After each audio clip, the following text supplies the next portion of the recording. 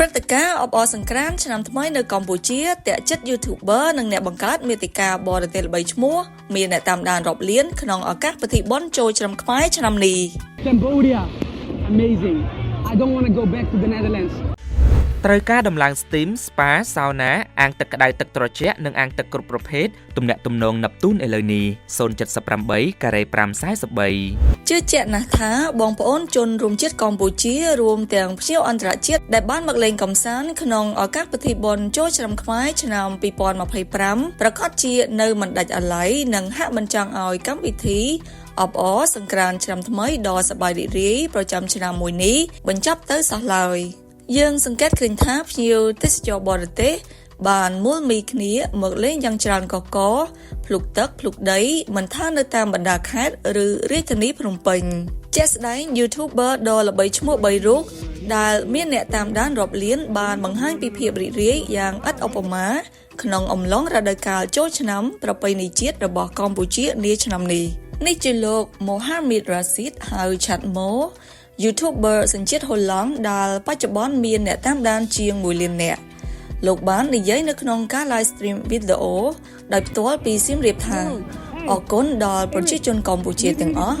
អស្ចារ្យលោកពិតជាមិនចង់ត្រឡប់ទៅហូឡង់វិញឡើយ Thank you Cambodia amazing I don't want to go back to the Netherlands bro I don't want to go back this stream this whole Southeast Asia tour bro we are here Siem Reap Khmer New Yearហើយនេះគឺជាអ្នកបង្កើតមាតិកាលើ YouTube មានអ្នកតាមដាន 400,000 នាក់លើគណនីឈ្មោះ Teddy Gray on Stuff ដែលលោកនិយមធ្វើវីដេអូប្រតិកម្មលើបទចម្រៀងរបស់សិល្បករខ្មែរជាពិសេសគឺ rapper Vanda លោកនិយាយថាលោកបានសម្រេចចិត្តធ្វើដំណើរពីចក្រភពអង់គ្លេសមកកម្ពុជាដើម្បីមកលេងចូលឆ្នាំប្រពៃណីខ្មែររយៈពេល4ថ្ងៃនេះតែម្ដង That's my favorite song. We live here No. I'm here for my New Year, just for 3 or 4 days, and then back to UK back to the UK. Just going to. ចំណែកបរិហោះមកពីបារាំងរូបនេះគឺត្រូវបានគេស្គាល់ច្បាស់នៅក្នុងវីដេអូ viral ជាមួយនឹងបទចម្រៀងមួយព្រមនឹងដៃគូ Sylvester លោកគឺជា model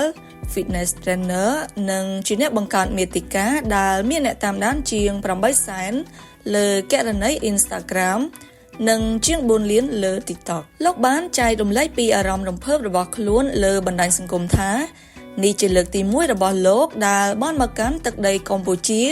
សម្រាប់ឱកាសពិធីបុណ្យចូលឆ្នាំខ្មែរខ្ញុំស្រឡាញ់អ្នក Team Cambodia